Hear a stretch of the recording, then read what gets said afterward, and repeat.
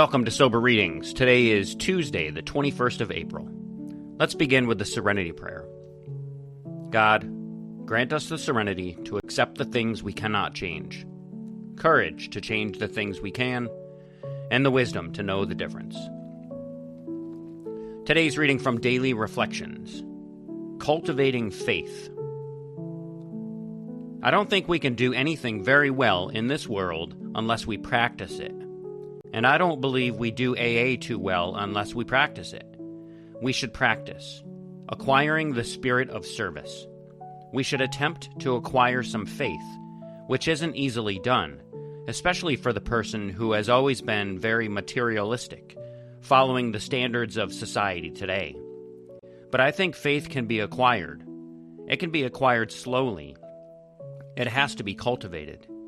That was not easy for me, and I assume that it is difficult for everyone else.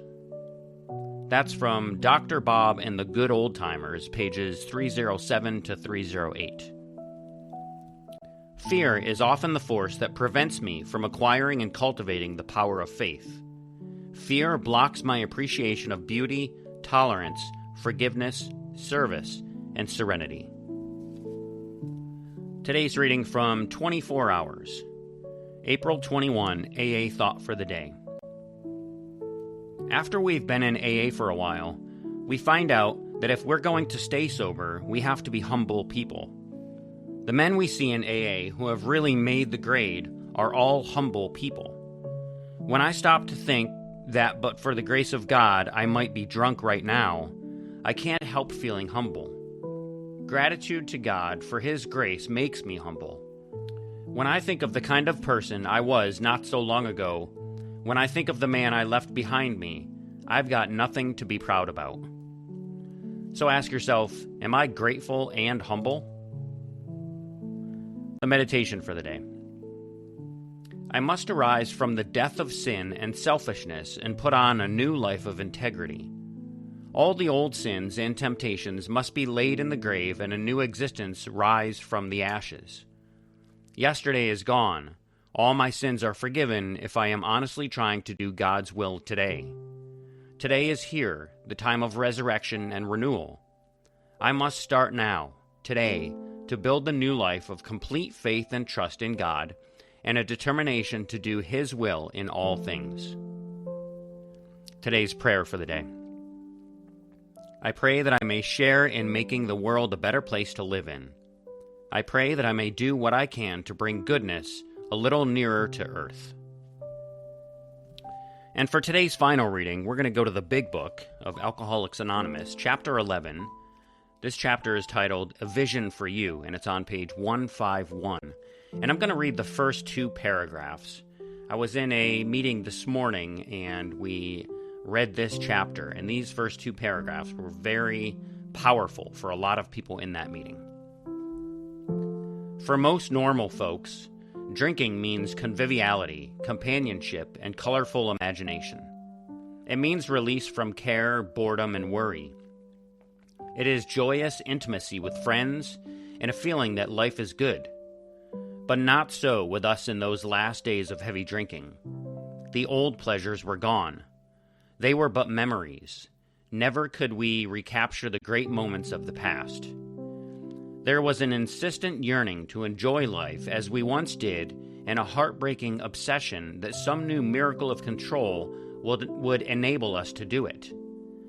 There was always one more attempt and one more failure.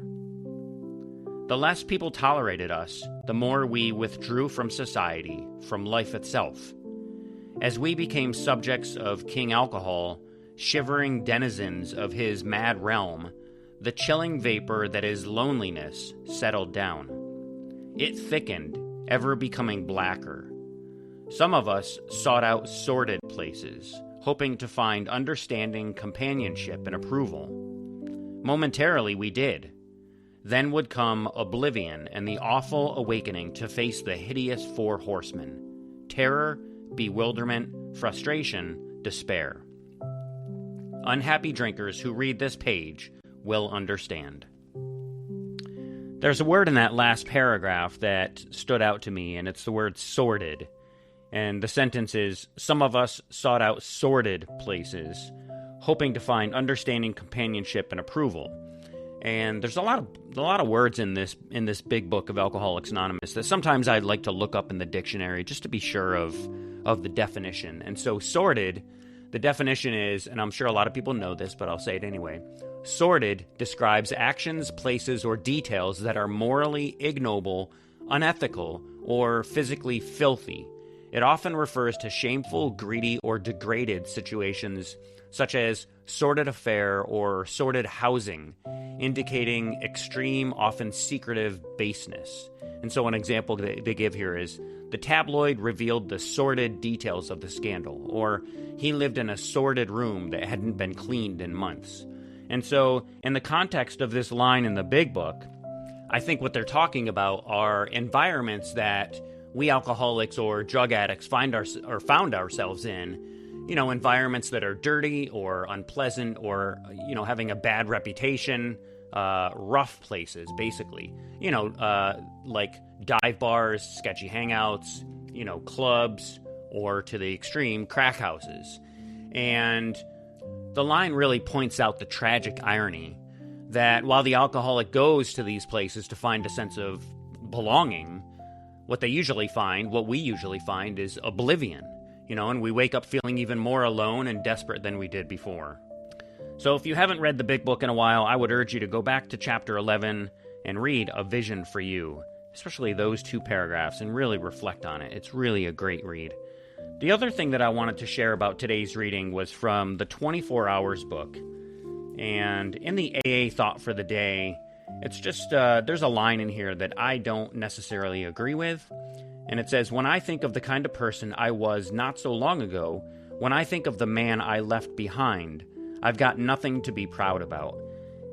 That line kind of hit me hard. It was like, that's a little extreme. I mean, yeah, I did some bad stuff, and I made a lot of choices that I wouldn't make today. But I just thought that line was a little too much. I do have things in my past that I am very proud of, but I think also that's the advantage of working the steps with a good sponsor, is that you find the good things along with the bad in your past. So that brings us to the end of today's episode of Sober Readings. I would really love to hear your thoughts and your comments on those 2 paragraphs from A Vision for You in the big book. And also, what are your thoughts on that last sentence that I just read about got nothing to be proud of in your past? So send me an email at soberreadingswithscott@gmail.com, or you can go to my website, soberreadings.com, and fill out that form. While you're at the website, if you would like to drop $1 in the virtual donation basket, there's a little button that says Donate. I would really appreciate that.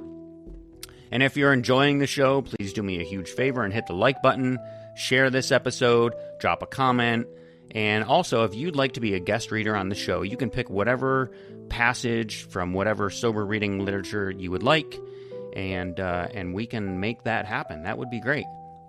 So thank you so much for listening today. Stay sober, keep reading, and I'll see you all in the next episode. Until then, take care of yourselves and each other, and remember, just for today, don't drink, go to a meeting, and keep coming back. Have a great day, and as my friend Larry says, best day ever.